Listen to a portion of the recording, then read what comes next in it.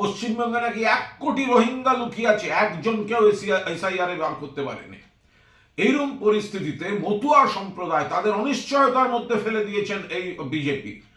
এবার তাদের কিছু মানুষ কিছুদিনের জন্য বিজেপিকে ভুল বুঝে বিভ্রান্ত হয়েছিলেন, এখন এসআইআর এর পর তারা অথই জলে পড়ছেন, এখন সেখানে ড্যামেজ কন্ট্রোল করতে আসছেন।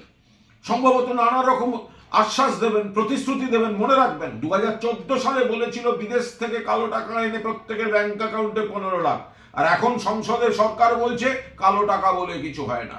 মুখের কথা শুনবেন না, মুখে কথার জাগলারি, টেলিপ্রম্পটারে লেখা। সিএএ কার্যকর নিয়ে এখনো কোনো আমরা জানি না গভর্নমেন্ট নোটিফিকেশন ইত্যাদি আছে কিনা, থাকলে তো সেটা সুপ্রিম কোর্টেই তারা দিতেন। সুপ্রিম কোর্ট বলেছে মতুয়াদের আগে নাগরিকত্ব তারপর ভোট।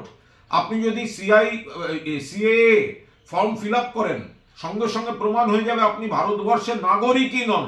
সরকারি সুবিধাগুলো পাবেন কি পাবেন না তার ঠিক নেই।